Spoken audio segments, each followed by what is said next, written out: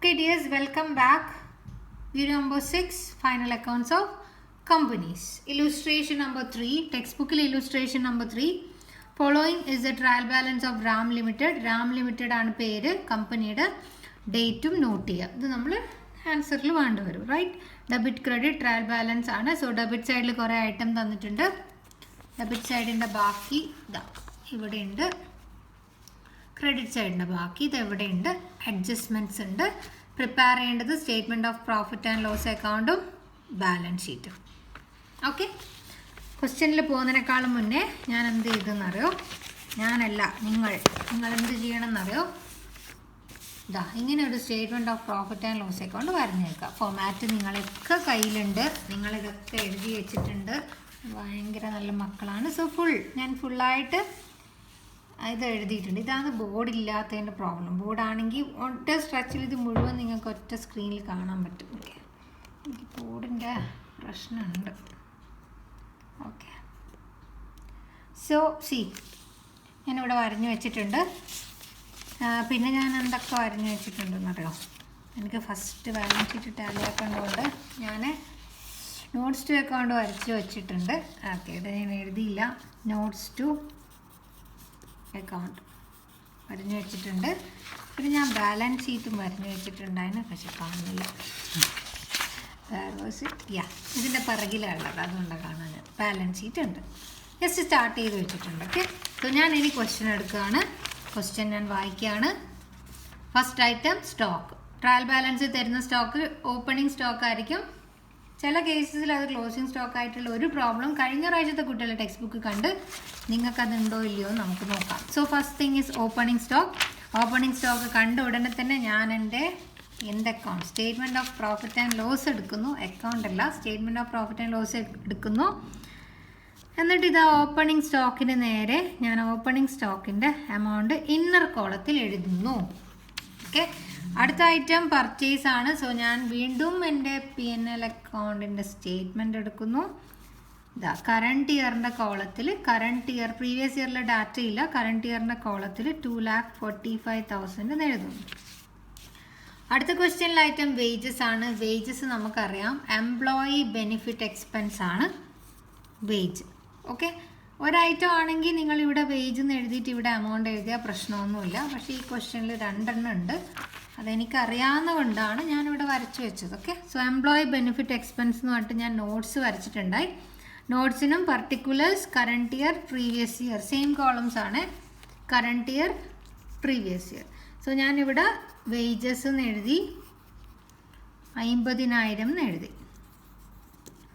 Okay, ഇനി ഞാൻ വീണ്ടും എൻ്റെ ക്വസ്റ്റ്യൻ എടുത്തു.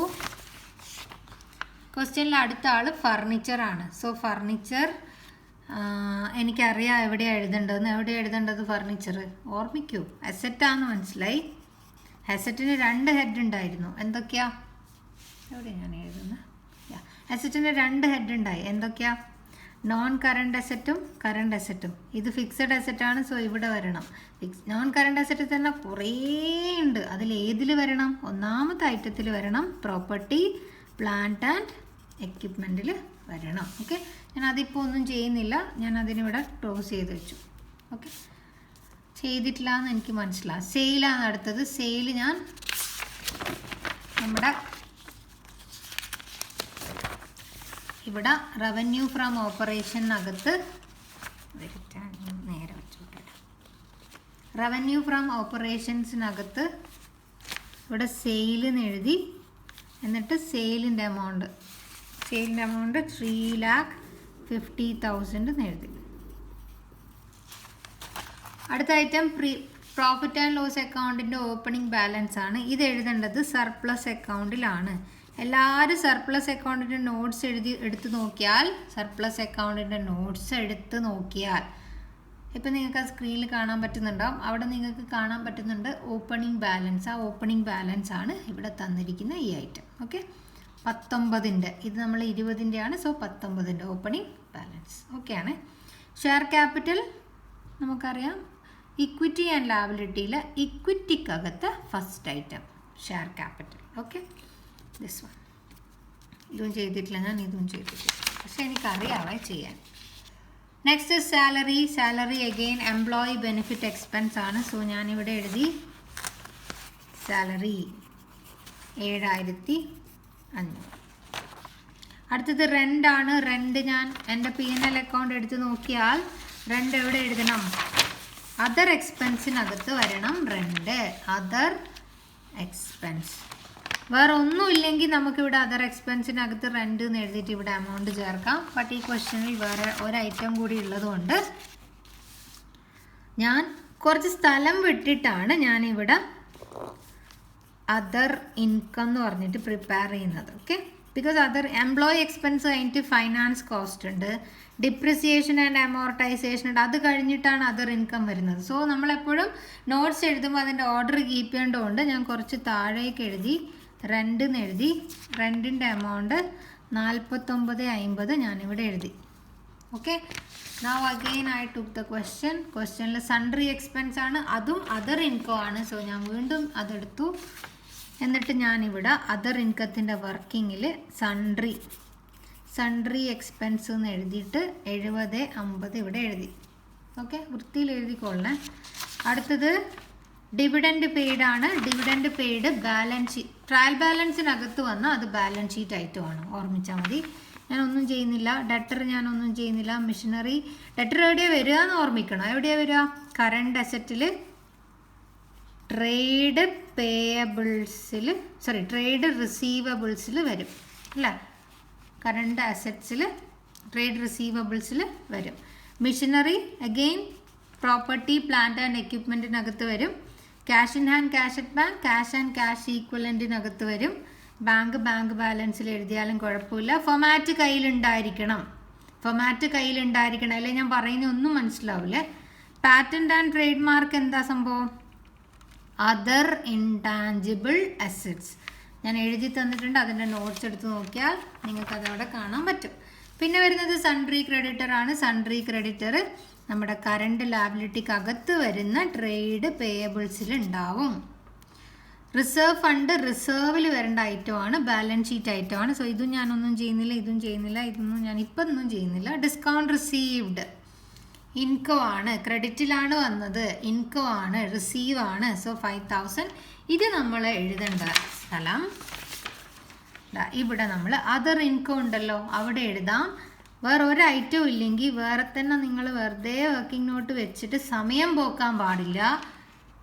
കോർപ്പറേറ്റ് അക്കൗണ്ടിന് നല്ലൊരു വില്ലനായിരിക്കും ടൈം. നിങ്ങൾക്ക് സമയത്തിന് എഴുതി തീർക്കാൻ പറ്റുന്ന കാര്യം സംശയമാണ്. സോ അതിന് കണക്കായിട്ട് ടൈം മാനേജ് ചെയ്യണം. അഡ്ജസ്റ്റ്മെൻറ്റിനകത്ത് നോക്കാം. ഇതുവരെ നമ്മൾ ചെയ്തു. സ്റ്റോക്കാണ്. എന്ത് സ്റ്റോക്ക്? Closing stock. സോ ഞാൻ അഗെയിൻ എൻ്റെ P&L അക്കൗണ്ട് എടുത്തു, ക്ലോസിംഗ് സ്റ്റോക്ക് എടുത്തു. അവിടെ ഞാൻ 82,000 എഴുതി ചേർത്തു. ഇതേ ക്ലോസിംഗ് സ്റ്റോക്ക് ഞാൻ എവിടെയും കൂടെ കാണിക്കണം. ഇൻവെൻട്രി എന്ന് പറഞ്ഞിട്ട് കറണ്ട് അസറ്റിൽ ഇൻവെൻട്രി ഉണ്ട്, ഫസ്റ്റ് ഐറ്റം. സോ അതിൽ കാണിക്കണം. ഡിപ്രിസിയേഷൻ ഓഫ് ഫിക്സഡ് അസറ്റ് എന്നാ പറയുന്നത് 10%. ഫിക്സഡ് അസറ്റ് ഏതെല്ലാമെന്ന് നമുക്ക് ക്വസ്റ്റ്യൻ എടുത്തിട്ടൊന്ന് നോക്കാം. ക്വസ്റ്റ്യൻ സ്റ്റാർട്ട് ചെയ്യുന്നത് ഇത് എവിടെയാണ്? Furniture and fittings fixed asset ആണെന്നുള്ള കാര്യത്തിൽ സംശയമില്ല. അതിൽ ഡിപ്രിസിയേഷൻ ചാർജ് ചെയ്യണം. അപ്പോൾ 17,000 എന്ന് പറയുമ്പോൾ 1,700 വരും ഡിപ്രിസിയേഷൻ അല്ലേ, 10%. മെഷീനറി ഫിക്സഡ് അസറ്റ് ആണെന്നുള്ള കാര്യത്തിൽ സംശയമില്ല. വേറൊരു അസറ്റ് ഉണ്ട്, പാറ്റന്റ് ആൻഡ് ട്രേഡ് മാർക്ക്. സംശയമായി. അത് ഇൻടാഞ്ചിബിൾ അസറ്റ് അല്ലേ മീൻസ് അത് ഫിക്സഡ് അസറ്റ് ആവൂലാലോ? ഇല്ലടോ, സംശയമില്ല നിങ്ങൾക്ക് ഇല്ലേ? അതെവിടെയാണ് വരുന്നതെന്ന് ആദ്യം എടുത്തു നോക്കുക. ഫൊമാറ്റിനകത്ത് നോൺ കറണ്ട് അസറ്റിൽ വരുന്ന ഒന്നാമത്തെ ഐറ്റമാണ് പ്രോപ്പർട്ടി പ്ലാന്റ് ആൻഡ് എക്യുപ്മെൻറ്റ്. അതിൽ വരുന്നതാണ് ഈ മെഷീനറി ഒക്കെ. അതിൻ്റെ താഴോട്ട് തന്നെ അതേ നോൺ കറണ്ട് അസറ്റ് എന്ന് പറഞ്ഞാൽ ഫിക്സഡ് അസറ്റിൽ വരുന്ന ഒരു ഐറ്റമാണ് എന്ത്? Intangible asset. So that is also a fixed asset. So fixed അസറ്റിന് 10% ഡിപ്രിസിയേഷൻ ചാർജ് ചെയ്യുമ്പം ഇൻടാഞ്ചിബിൾ അസറ്റിന് എടുക്കാണ്ട് നിൽക്കരുത്. That is also a fixed അസറ്റിൻ്റെ അണ്ടറിൽ വരുന്ന വേറൊരു കോമ്പണൻ്റ് ആണ് ഇൻടാഞ്ചിബിൾ അസറ്റ്. സോ നമ്മൾ ഇതിൻ്റെയും 10% കാണണം. അപ്പോൾ 3 എണ്ണത്തിന് നമ്മൾ ഡിപ്രിസിയേഷൻ കണ്ടിട്ട് നമ്മൾ അതിൻ്റെ വർക്കിംഗ് നോട്ട് പ്രിപ്പയർ ചെയ്യാൻ പോവാണ്. സോ ഇതിന് ഇവിടെ എഴുതണം അല്ലേ. അതർ ഇൻകത്തിന് മുകളിലായിട്ട് ഞാൻ 2 എന്ന് എഴുതി, ഡിപ്രിസിയേഷൻ എന്ന് എഴുതി. ഡിപ്രിസിയേഷൻ ഫർണിച്ചർ ആൻഡ് ഫസ്റ്റ് നമ്മളെ മെഷീനറിക്ക് ഉണ്ട്, ഫർണിച്ചർ ആൻഡ് ഫിറ്റിങ്സിനുണ്ട്, പാറ്റൻറ്റിനുണ്ട്, റൈറ്റ്. സോ ഞാൻ അതിവിടെ എഴുതാൻ പോവാണ്.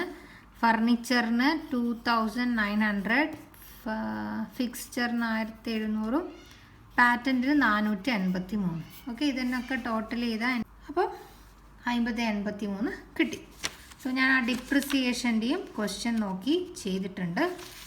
ഇനി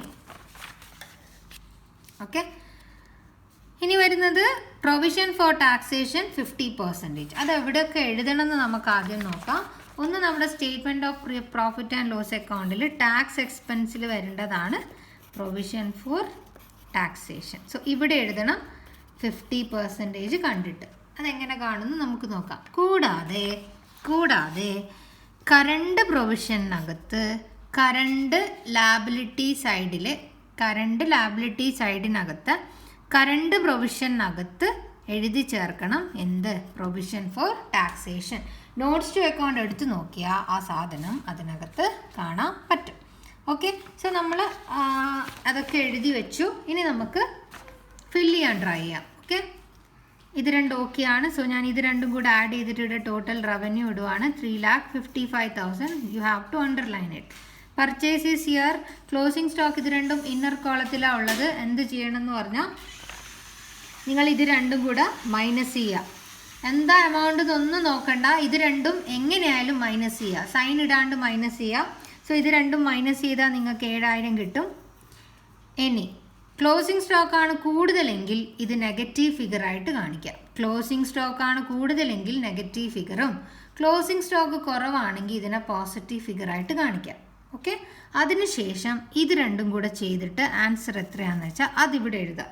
സോ ഇത് ലെസ്സാണ് ചെയ്യേണ്ടത്. സോ ഇത് രണ്ടും പർച്ചേസ് ഈ ഒരു ഐറ്റം ലെസ് ചെയ്താൽ നിങ്ങൾക്ക് 2,38,000 കിട്ടും. അതിവിടെ എഴുതാം. ഓക്കെ, അടുത്തത് എംപ്ലോയി ബെനിഫിറ്റ് എക്സ്പെൻസ് ആണ്. സോ എംപ്ലോയി ബെനിഫിറ്റ് എക്സ്പെൻസിൻ്റെ വർക്കിംഗ് നോട്ട്സ് എടുക്കുക. ഈ എംപ്ലോയി ബെനിഫിറ്റ് എക്സ്പെൻസ് രണ്ടും കൂടെ ആഡ് ചെയ്യുക, അതിവിടെ എഴുതുക. അത് കൊണ്ടുപോയിട്ട് ഇവിടെ എഴുതുക 57,500. ഈ ക്വസ്റ്റ്യനിൽ ഫൈനാൻസ് കോസ്റ്റ് ഇല്ല, അതിനില്ല എഴുതുക. ഇനി വരുന്നത് ഡിപ്രിസിയേഷൻ ആൻഡ് അമോർട്ടൈസേഷൻ ആണ്. അതും അതുപോലെ തന്നെ നമ്മുടെ വർക്കിംഗ് നോട്ട്സ് എടുക്കുക. അതിനകത്ത് ടോട്ടൽ 50,83 ഇവിടെ എഴുതുക.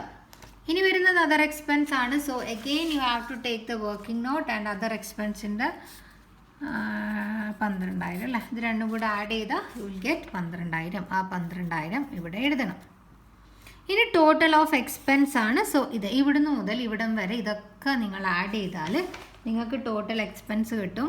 3,12,583 ആണ് ടോട്ടൽ എക്സ്പെൻസ്. ഇനി ടോട്ടൽ ഇൻകത്തുനിന്ന് ഇത് ഈ ഒരു ഐറ്റത്തുനിന്ന് ഈ ഒരു ഐറ്റം ഇപ്പോൾ കിട്ടിയ ഐറ്റം മൈനസ് ചെയ്യുക. ഇതിൽ നിന്ന് ഇത് മൈനസ് ചെയ്താൽ നിങ്ങൾക്ക് പ്രോഫിറ്റ് ബിഫോർ ടാക്സ് കിട്ടും. ആൻഡ് പ്രോഫിറ്റ് ബിഫോർ ടാക്സസ് തന്നെയാണോ കിട്ടുക നോക്കണേ. 42,417 കിട്ടും. ഇനി ടാക്സ് ആണ് അല്ലേ. ടാക്സ് 50%. ഇതിൻ്റെ 50% കാണാം. ഇതിൻ്റെ 50% കണ്ടാൽ ഇതാന്ന് തോന്നുന്നു കിട്ടുക കേട്ടോ. 21,208. ചെറിയ ₹1 ഒക്കെ വ്യത്യാസം അങ്ങോട്ടും ഇങ്ങോട്ടും ഉണ്ടാവും. ഇതിൻ്റെ 50%, ഇതിൻ്റെ 50%. ഇനി ഇത് രണ്ടും കൂടെ മൈനസ് ചെയ്തിട്ട് ബാക്കി വരുന്നത് ഇവിടെ എഴുതാം. 21,209 ആയിരിക്കും അല്ലേ കിട്ടുക. ഇതാണ് നമ്മുടെ കറണ്ട് ഇയറിലെ പ്രോഫിറ്റ്. ഇത് നമ്മൾ എവിടെ കൊണ്ടുപോയി എഴുതണം? സർപ്ലസ് അക്കൗണ്ടിൽ എഴുതണം. ഇത് നമ്മൾ എവിടെ കൊണ്ടുപോയി എഴുതണം? കറണ്ട് പ്രൊവിഷനകത്ത് കൊണ്ടുപോയി എഴുതണം. ഈ ഡിപ്രിസിയേഷൻസ് ഒക്കെ അതത് അസറ്റിൽ നിന്ന് ലെസ് ചെയ്യണം. ഈ ക്ലോസിംഗ് സ്റ്റോക്ക് നമ്മൾ കറണ്ട് അസറ്റിൽ ഇൻവെൻട്രിയിൽ എഴുതണം. സോ ഇത്രയും കാര്യങ്ങൾ ഇതിൽ നിന്ന് നമ്മൾ അങ്ങോട്ടേക്ക് കോപ്പി ചെയ്യാനുണ്ട്. ഓക്കെ, അപ്പോൾ നമ്മൾ ഏത് സ്റ്റേറ്റ്മെൻറ്റ് കംപ്ലീറ്റ് ചെയ്തു? Statement of profit and loss account. ഇനി നമുക്ക് നമ്മുടെ ബാലൻസ് ഷീറ്റ് എടുത്ത് മുന്നിൽ വെക്കാം. ഓക്കെ, ഇതാണ് നമ്മുടെ balance sheet. Again I am taking the question paper എടുത്തു. ക്വസ്റ്റ്യൻ പേപ്പർ എടുത്തിട്ട് ഓക്കെ, എപ്പോഴും ഷെയർ ക്യാപിറ്റലിൽ എനിക്ക് പെറുക്കി എഴുതുന്ന ശീലമില്ല. ഞാൻ വഴിയില്ല പോക്ക്. ബട്ട് സ്റ്റാർട്ടിങ് പ്രോബ്ലം അല്ലേ, നമുക്കിങ്ങനെ അങ്ങോട്ട് പോവാം. വർക്കിംഗ്. ഓക്കെ, ഷെയർ ക്യാപിറ്റൽ ഉണ്ട്. ഷെയർ ക്യാപിറ്റലിൽ വേറെ ഒരു സാധനവും ഇല്ല ക്വസ്റ്റ്യനിൽ. അതുകൊണ്ട് തന്നെ ഇവിടെ നേരിട്ടിട്ട് നിങ്ങൾക്ക് ബാലൻസ് ഷീറ്റിൻ്റെ format, name of the company, balance sheet as at, date നിങ്ങൾ മെൻഷൻ ചെയ്യണം. ഇക്വിറ്റി ആൻഡ് ലാബിലിറ്റി, ഇക്വിറ്റീനകത്തുള്ള ഷെയർ ക്യാപിറ്റലിൽ നേരിട്ട് നിങ്ങൾക്ക് ഇവിടെ തന്നെ എഴുതി ചേർക്കാം. 10,000 ഇക്വിറ്റി ഷെയർ ഓഫ് ₹10 ഈച്ച് എന്ന് പറഞ്ഞിട്ട് current year, previous year. Current year ഇത് വർക്കിംഗ് നോട്ടിൻ്റെ നമ്പർ. കറണ്ട് ഇയറിൻ്റെ കോളത്തിൽ നിങ്ങൾ ആ ഒരു 1,00,000 നേരിട്ട് കാണിക്കാം. ഡീറ്റെയിൽസ് ആയിട്ട് ഓതറൈസ്ഡ് ഒക്കെ തന്നാൽ നിങ്ങൾ വർക്കിംഗ് നോട്ട് പ്രിപ്പയർ ചെയ്യണം. അടുത്ത വരുന്ന ഐറ്റം അതർ ഇക്വിറ്റി ആണ്. അതിൽ ഇമ്പോർട്ടൻ്റ് ആയിട്ട് റിസർവ്സ് ആൻഡ് സർപ്ലസ് ഉണ്ട്. സോ അതുകൊണ്ട് തന്നെ നമ്മുടെ അടുത്ത നോട്ട്സ് ടു അക്കൗണ്ട് നമ്മുടെ ആരായിരിക്കും? Reserves and surplus. സോ 1 ഇത് നമ്മുടെ 1, ഇത് നമ്മുടെ 2ാമത്തെ വർക്കിംഗ് നോട്ട്, ഇത് നമ്മുടെ 3ാമത്തെ വർക്കിംഗ് നോട്ട്. 4ാമത്തെ വർക്കിംഗ് നോട്ടായിട്ട് നിങ്ങളിവിടെ എഴുതുക റിസർവ്സ് ആൻഡ് സർപ്ലസ്. എന്നിട്ട് നിങ്ങളിവിടെ ആദ്യം റിസർവ് എന്ന് എഴുതുക. റിസർവിൽ വരുന്ന എന്തെങ്കിലും ഐറ്റം ക്വസ്റ്റ്യനിൽ ഉണ്ടോ എന്ന് നോക്കുക. ഉണ്ട്. റിസർവ് ഫണ്ട് എന്ന് പറഞ്ഞിട്ട് ക്രെഡിറ്റിനകത്ത് ഇങ്ങനെ ഒരു എമൗണ്ട് ഉണ്ട്.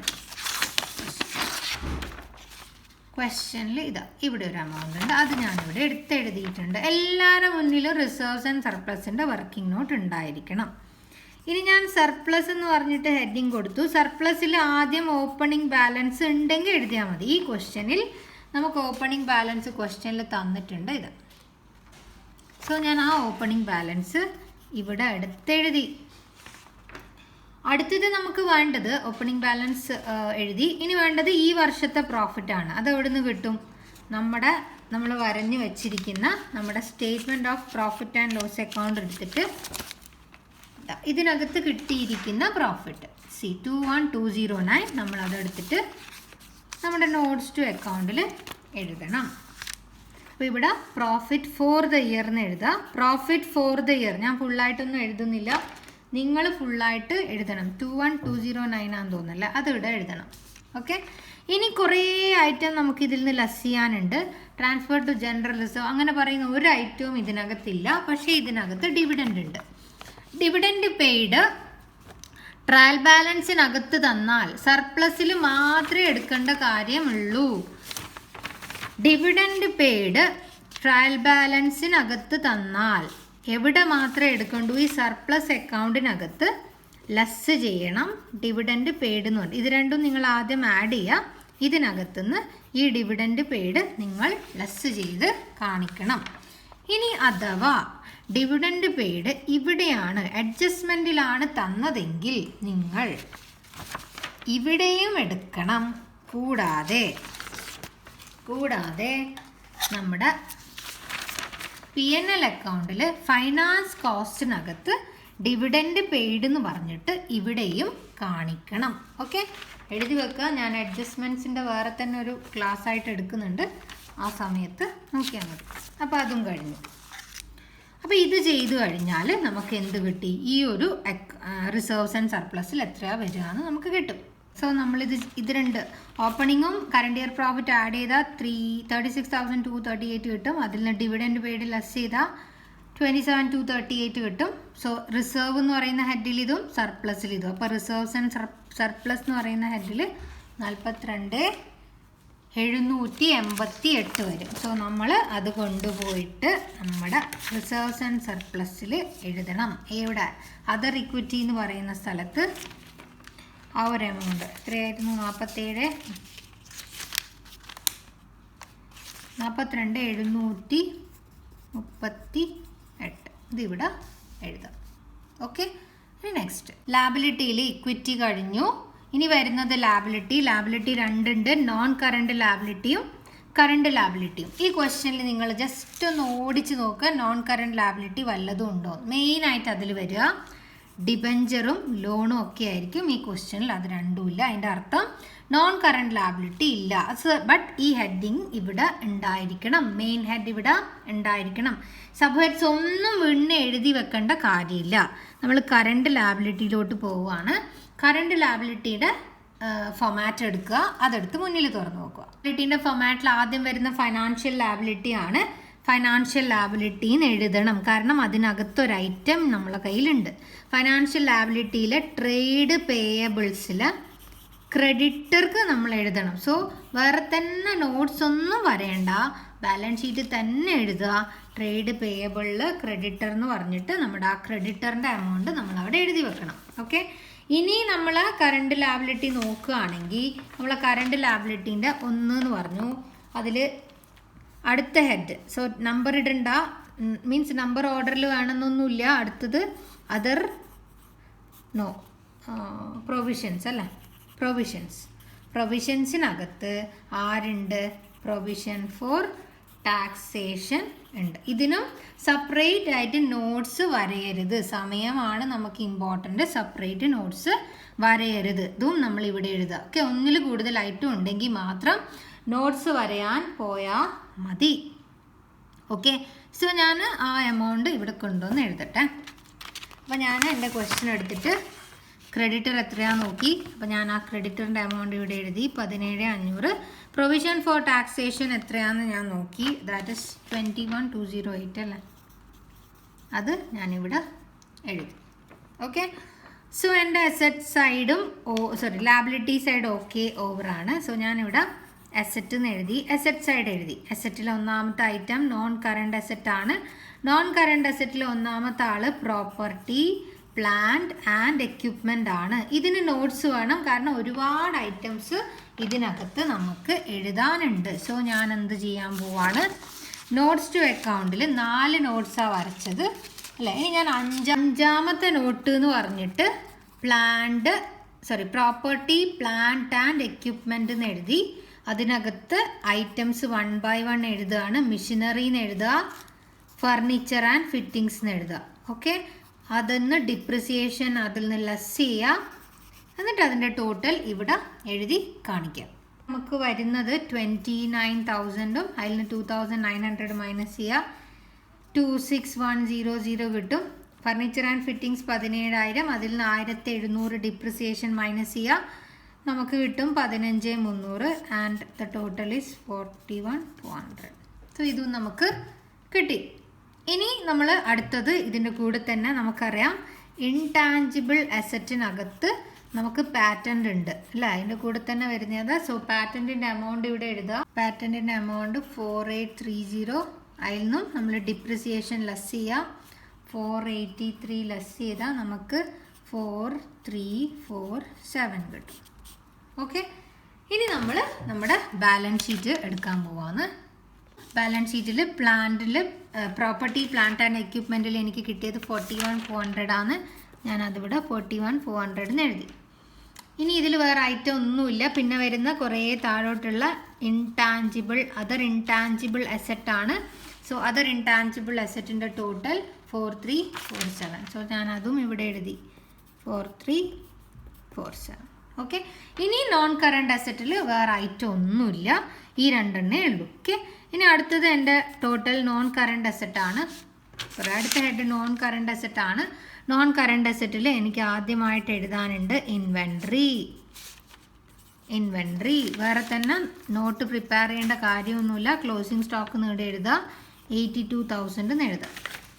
ഓക്കെ, ഇനി എൻ്റെ ഐറ്റംസിൽ ഓർഡറിൽ നോക്കുകയാണെങ്കിൽ അടുത്ത വരുന്നത് ഫൈനാൻഷ്യൽ അസറ്റ് ആണ്. ആ ഫൈനാൻഷ്യൽ അസറ്റ് എന്ന് ഇവിടെ എഴുതി.